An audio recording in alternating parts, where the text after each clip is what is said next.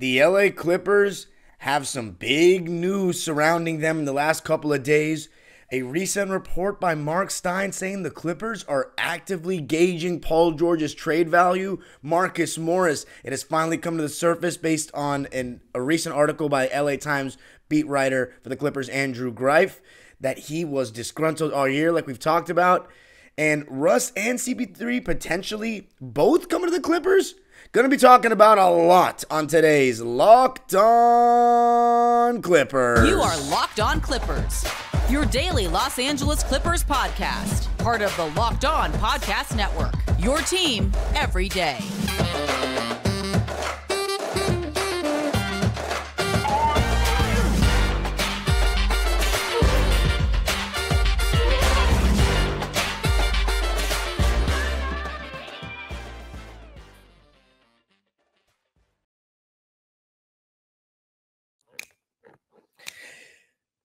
You are locking in with the Clips. Thank you for making Locked On Clippers the first listen of your day, your team every day. I'm your host, Darian Vaziri, born and raised in Los Angeles, going into my 19th season as a Clipper fan. You can also follow me on Twitter and Instagram at DimeDropperPod, and of course, subscribe to my own YouTube channel known as Dime Dropper for even more LA sports, LA Clipper, NBA, and NBA history content. And Locked On Clippers today is brought to you by Bird Dogs, the best leg wear, most comfortable around. And this episode is brought to you by Bird Dogs. But Locked On Clippers is free and available on all your favorite podcast platforms, including YouTube, where I want you to comment if you think Paul George is going to be traded. Because in this episode, oh boy, we got a jam-packed one today. PG on the move. A recent report from Mark Stein saying that the Clippers are actively gauging Paul George's trade value, despite the fact that Lawrence Frank said at the exit interview that he was not going to be moved. The Clippers were not going to rebuild. Steve Ballmer, even at the Intuit Dome presentation, said that we are not going to rebuild. Then there's the recent report confirming that Marcus Morris was indeed disgruntled and not happy with his role this season. And then Marcus Morris coming out and calling it cap. Going to be talking about that. And then there was a rumor that the Clippers could look to get not one of Chris Paul and CP3. Chris Paul and Russell Westbrook. Maybe both. And then the retirement of Clipper legend Lou Williams. Going to be talking about that a bit at the end. But let's get right into it with the first segment. And the first segment is PG. So if you're an actual active listener of Locked On Clippers, which I hope you are, you would know that Mark Stein's report about the Clippers actively gauging trade interest, or, actively gauging to see what Paul George's trade value is not the first that we've heard that. Howard Beck came on this show 2 weeks ago and said that the possibilities of the Clippers trading Paul George are no longer out. That should have been enough to let us know maybe there's some smoke. This is now a secondary source. And my journalistic ethics always say I need multiple sources. So, do I think Paul George is going to be traded? Not necessarily. If I had to bet, I would say he's not going to be traded. But the fact that the Clippers are actively looking to see what they can possibly get actually makes me very happy. Because for everybody that knows me, they know that I am over this 2-on-3 experience. I do not think it's going to work because we're basically crossing our fingers all season, hoping for those two guys to stay healthy, and they've shown no reliability in that department over the last 4 years. Especially, Paul George is, you want to say that he played 56 games and something, but one of the bigger Clipper fan accounts on Twitter, Jamal Christopher, he had a good tweet, and he said that Paul George has only played, I think it was 27 more games than Kawhi as a Clipper. And mind you, Kawhi missed an entire 82-game season. So that's not really that much more. They're both fairly unreliable. And here's the thing. I understand that there are a lot of Clipper fans that are really scared to not have stars on the team again. They're very hesitant to move off this current era. And I get it, because a lot of people were hesitant to move off Lob City as well. Clipper fans were not used to having stars on the roster, so we get this emotional attachment to them. But my argument is this. We shouldn't be that emotionally attached to Paul George and Kawhi Leonard. What, besides the 2021 playoffs, literally just besides that one amazing, magical run, and it was magical, and if this is your counterpoint to what I'm about to say, then you know what? By all means, I feel you, because that was one of the best moments of my life. But besides that, what great things have they really done with the Clippers? Like, if we're being real, what great memories do we have? 2020 sucked. The bubble sucked. It was awful. It was an embarrassment. I had to get off Twitter. It was so bad. I could not go on social media. It was painful. 2022 was fun, but it had nothing to do with Kawhi and Paul George. It was Reggie Jackson, Marcus Morris, Terrence Mann, Luke Kennard, and Amir Coffey that was leading that way, or that were leading the way. And this year was awful. So there was one good playoffs. In that regular season, we were complaining too that we were the 4th seed and we should have been top 2. So this era of Clipper basketball, you understand, if we do this another year, and I get it, you want to just give it one more chance, because if we do trade one of them and blow it up, or I shouldn't say blow it up, but if we break apart the 2-1-3 duo, you think to yourself, we never got a full healthy postseason with Kawhi and Paul and Ty Lue as coach.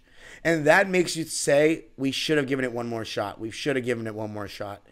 The thing is this, if Paul George and Kawhi go through another injury-riddled season, where they don't play 60-plus games, which means we won't get a very high seed, which means that we won't have the better continuity and chemistry than some other teams, and then we lose in the first or second round, we wasted the whole year, stressing fans out again, probably with a lot of fans not getting their money's worth going to games, and more than anything, if they keep getting injured, their trade value is only going to go down.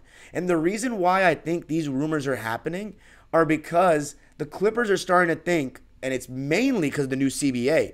They understand how capped they are with 2 guys making $100 million basically. And they're like, we should consider, and it's not just because of Paul George's injury history. It's because Paul George, you just don't know what you're going to get from him. The fact that Paul George is making the same amount as Kawhi is not good. Because listen, I mean, you can argue who's been a better Clipper. That's a different conversation. But it's only because of injuries. When Kawhi Leonard plays basketball, you know what you're going to get from him. He's going to be one of the best players in the world. Paul George, you don't know that. And they get the same amount of money. And that's not a good thing. So the Clippers might be thinking, Paul George, as much as we love the guy, we don't know what we're going to get. He's also injury prone. His value is still fairly high. I know that Golden State would inquire about him. I know the Portland Trailblazers, if they want to pair him up with Damian Lillard, would inquire about him. The Miami Heat could use another guy now that they missed out on Bradley Beal. So there are teams, absolutely, that would take a 33-year-old Paul George who just came off averaging 24 points a game, 5 rebounds, 5 assists, and still plays solid defense. Like, he still has 1 or 2 really solid years left in him that he can play at an all-star level. That's my prediction, 1 or 2 years at an all-star level. After that, he might enter the decline. But so one, it's the new CBA. The Clippers want financial flexibility. You get rid of Paul George's contract, maybe you bring in 3 really solid players. While none of them will be as good as Paul George, maybe that could help the health thing, the depth thing. And then you don't really have any, like, Kawhi now can take 20-plus shots every single game without having to defer, without having to worry about making Paul George happy, keeping him in rhythm. It's not that Paul George I don't think Paul George is taking shots away from Kawhi, but there is a level of get Paul George in rhythm that sometimes I think limits Kawhi in certain games. But yeah, the CBA is one of the biggest reasons I think the Clippers are exploring this. Of course, the injury concerns and wanting to see what they can get, especially with Portland putting their name in the ringer for them potentially be willing to shop the 3rd pick in the draft. I mean, I would absolutely love if we traded Paul George for the 3rd pick. Like, to get a potential future star going into the Intuit Dome, having something new to look forward to, somebody we can draft, because we get rid of SGA. I want to be able to enjoy a player that we drafted that has star potential. Love Terrence Mann, but I said his ceiling to me is a championship level role player, not a star. It would be so great if we can get a Brandon Miller, or even better, if Brandon Miller gets taken by Charlotte and we can get Scoot Henderson. Oh my God, that would be insane. Do I think it's going to happen? Not really. But I also think my other reason besides the CBA and the injuries of why I think this could happen is because the Clippers are realizing if they're going to blow it up or they want to trade Paul George and go a different direction, don't do it right before the Intuit Dome. Give the fans a year to see what this can look like, and then you'll have more support going into the Intuit Dome. Because if you trade Paul George going into the Intuit Dome and replace him with like a couple of really solid role players, for the LA fans that love stars and adore having the big names, that is not going to be a very good selling point. So I think that they're considering, let's do it now before the trade value potentially goes down, and then we have a year to sell the fans on this new vision going into the Intuit Dome. And of course, all the other things I said. To be honest, Clipper fans, I would be happy to hear this news because it means that the Clippers are not just guaranteed to run it back. And I get it. There are fans that want to run it back badly. But I'm going to ask you this very personally. Do you want the best for this team? I understand that you might think that running it back is the best for this team because trading Paul George will inherently give us a worse player. But you understand the consequences. You're basically just praying, crossing your fingers every single day that these two will be healthy enough in the regular season to build good chemistry continuity and be healthy in the playoffs. And if it doesn't happen, then what do we look like doing this again, getting strung along again? That's the thing. In my opinion, am I saying I'm rooting for it? To be honest, I would be sad for Paul George if he got traded because he wants to be here so badly, and I love how much he cares.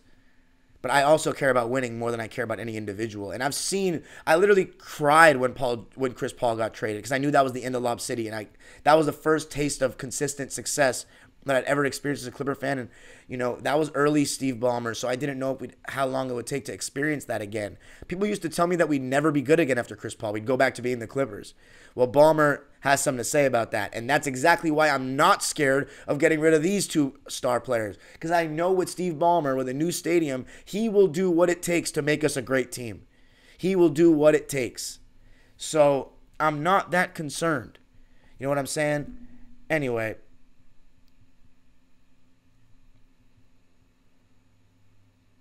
Wow, I'm sorry. I look like I'm distracted, but there's a tweet from Shams.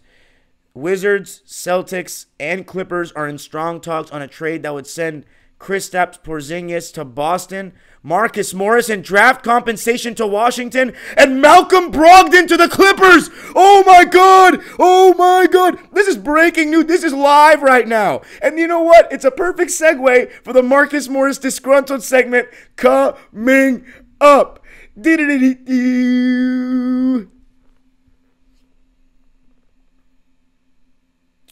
best leg wear around is Bird Dogs.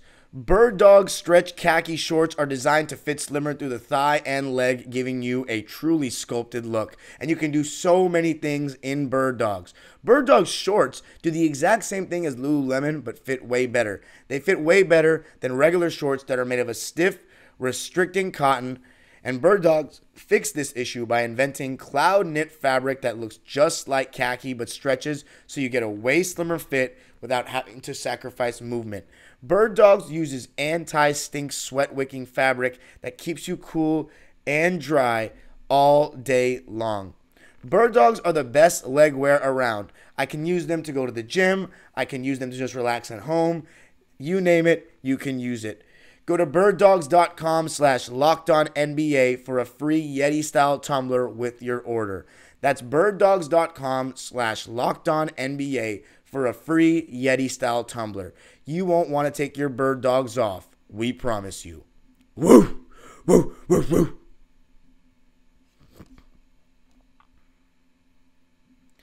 Don't miss Locked On NBA Draft live on Thursday night. Pick-by-pick analysis from our stable of local NBA hosts, including myself. I think I'll be on there. National reaction from our NBA Big Board hosts, and live check-ins from inside the NBA Draft. Locked On NBA Draft Live, starting at 7:30 p.m. Eastern Time on the Locked On NBA YouTube page. All right. Let's talk about the recent report by LA Times beat writer Andrew Greif, or Grief. Again, I still have not heard how to pronounce that guy's name.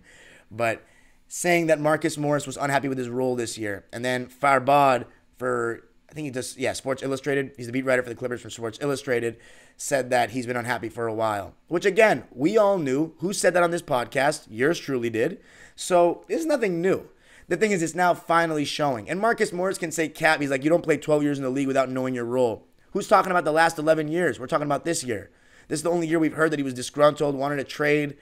But, look, I love Marcus Morris. I thank him for everything he's done with the Clippers. Clearly, his time with the Clippers has come to an end.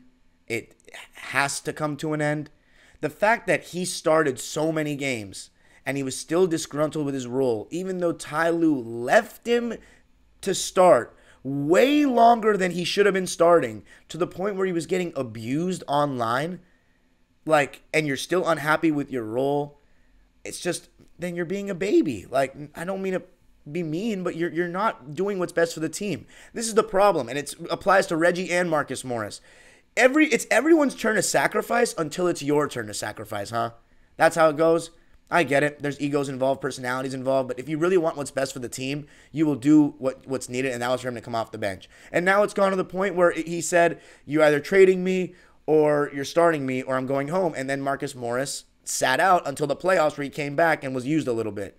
But this makes me happy to hear, just because it's what I've put my neck out on the line and saying that I've heard that Marcus Morris is not happy, and people have questioned my sources on that, but now you're hearing it from the actual sources, so suck it. Oh my God. Anyway, now my phone's starting to blow up with this Malcolm Brogdon news, which brings us to the news. God, oh my goodness. Sending out Marcus Morris has one more year left on his deal, $18 million.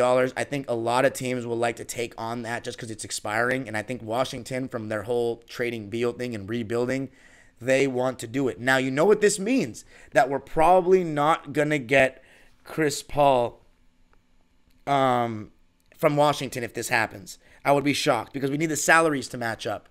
And if we trade Marcus Morris, that's one of the big salaries that we could have used to get Chris Paul. Now, would I rather have Malcolm Brogdon or Chris Paul? Absolutely Malcolm Brogdon. He's younger. He's in his prime. He just won Sixth Man of the Year. Imagine pairing up the Sixth Man of the Year with our Sixth Man of the Year candidate, Norman Powell. That would be pretty great. I've wanted Malcolm Brogdon since before this season. I was the one saying I really wish we had gotten him last season as our starting point guard, but the Celtics took him, and I was like, ugh, damn it. But Malcolm Brogdon, I mean, you talk about a guy who's got a high basketball IQ, can score from all three levels, not the quickest in the world, but can get to the basket, struggled with an injury towards the end of the playoffs. But I absolutely don't blame Malcolm Brogdon for the Celtics losing in 7 games.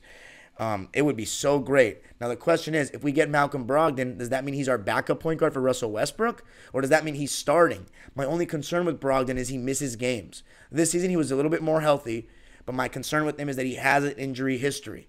So, we'll see. But I would be so down for that trade. Are you kidding me? Marcus Morris and getting Malcolm Brogdon? That increases our basketball IQ. He's good off the ball. The thing is, he doesn't play fast. He would fit into our slow tempo. But that's a move that makes me think we're not trading Paul George, that we're going to keep him. And man, Malcolm Brogdon. Oh, man, I've always wanted this guy. Rookie of the Year in 2016-17. But coming up, I guess this changes what I'm going to talk about next, but I will talk about it a little bit. A rumor by Chris Haynes said a couple of days ago that the Clippers aren't necessarily just going for Russ and CP, or CP. They could be going for both. Going to be talking about the possibilities of that coming up.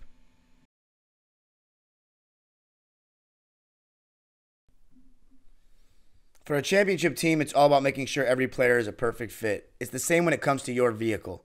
Every part needs to fit just right. So the next time you need parts and accessories, head to eBay Motors. With eBay Guaranteed Fit, you can be sure every part you need fits right the first time around. Just add your ride to My Garage and look for the green check to know the part will fit, or your money back. Because just like in sports, confidence is the name of the game when you shop on eBay Motors. With over 122 million parts to choose from, you'll be back in the game in no time. After all, it's easy to bring home a win when the right parts are guaranteed. Get the right parts, the right fit, and the right prices on ebaymotors.com. Let's ride. eBay Guaranteed Fit, only available to U.S. customers. Eligible items only. Exclusions apply.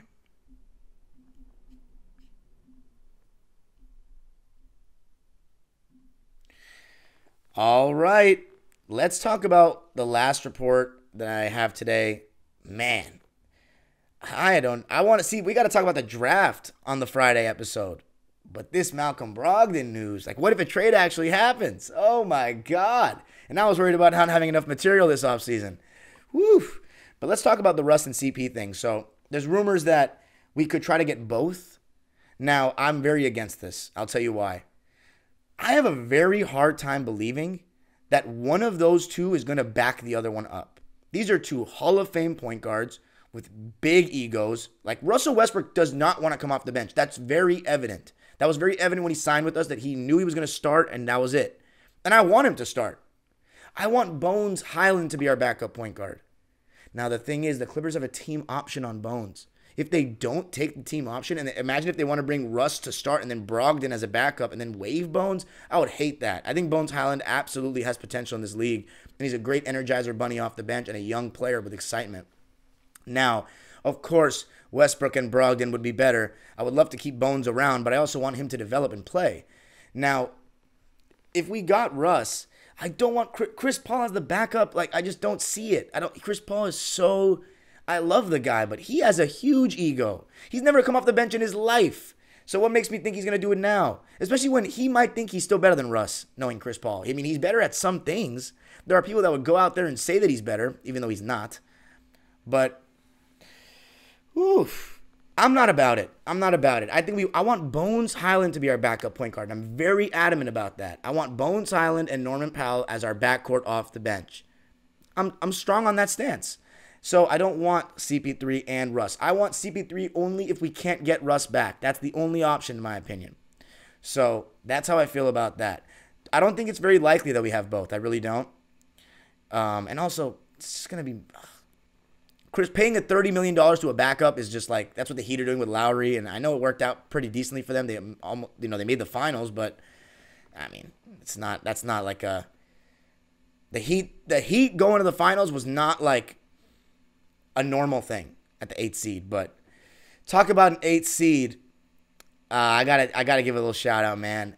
Recently, the announcement came out that Lou Williams is retired after 17 years in the NBA. God, I don't even know where to start, but Lou Williams was one of my favorite Clippers. He's higher on most people's list than mine. I don't know if I'd have him in my top 10, but he might be in that top 10. I'll tell you this, man. When we got Lou Williams for Chris Paul, him, Montrez, and Bev, the player I was actually most excited about was Bev. But that first year when Bev got hurt, it was very obvious who the best player in that trade was, and that was Lou Williams. And the first moment that first 2 moments I just fell in love with the guy was when he dropped 50 against the Warriors on ESPN and we won in Golden State against that stacked Warriors team with KD. And then we beat the Rockets when Chris Paul returned. That was one of the best regular season games I've ever attended. You could tell how badly Blake wanted to win that game. And Lou, as the spread pick and roll era started, we got him. And he took advantage of that because, like, as I always say, if you have a good enough jump shot, the teams are forcing you to go downhill by going over screens, and you have a runner, then the reads become very easy because they have to commit, and there's way more space than ever before. I don't want to say very easy, but much easier than the past. And Lou Williams and Montrez created one of the best pick-and-roll tandems in the league, and probably out after Chris Paul and Blake Griffin, the best pick-and-roll tandem I've seen as a Clipper fan. Lou Williams was so great in that in-between game with his runner. He had a great mid-range, great three-ball, really good around the basket, taking contact, especially going to his right, but going to his left. That little fall-away shot going to his left where he would square his shoulders to the basket, it was literally automatic. And also, I've never seen a player on the Clippers. Actually, you know what? Norman Powell is challenging this, but he got such a good whistle. I mean, the second he felt contact, he would throw it up and he would make shots. And then there's no better, year to describe Lou Williams than the magical 2018-19 season. I mean, he was great all year, but when Tobias got traded, Lou Williams became the clear-cut best scorer, the man. And I stand by this to this day. In my 18 years as a Clipper fan, I've never seen a better closer than Lou. Chris Paul was a good closer, but when it came to that last shot, he wasn't a good enough scorer to get a clean look a lot of the times and make it. I know he made those 2 shots in the playoffs, but other than that, he missed a lot of shots, potential game-winning and game-tying shots as a Clipper. And then Kawhi and Paul George, none of them have been insanely clutch. And then Elton Brand, Sam Cassell was pretty clutch, but nobody stands to Lou Williams in my opinion. I was the most comfortable as a fan with him closing the game. He would take over fourth quarters regularly in that 2019 season. I mean, I just remember him putting it on and he couldn't be stopped. It was insane. And nothing was better Then the 2019 Game 2 31-point comeback against the Warriors, the largest one in NBA history. And it was all possible because of Lou. And then in Game 5, when we were down 3-1, we thought the series was over, and he still pulled a rabbit out of a hat and got us another home game by winning in Oracle with an amazing performance. Two-girl Lou, six-man like Lou will. I remember being in college during that series, and I walked around campus the next day like I was the man. Lou Williams might as well have been Michael Jordan to me in that period of time. I thank Lou Williams so much for his time as a Clipper, for being one of the best six men of all time. He won 2 Six Man of the Year awards right here in Los Angeles in 2018 and 2019, back-to-back years.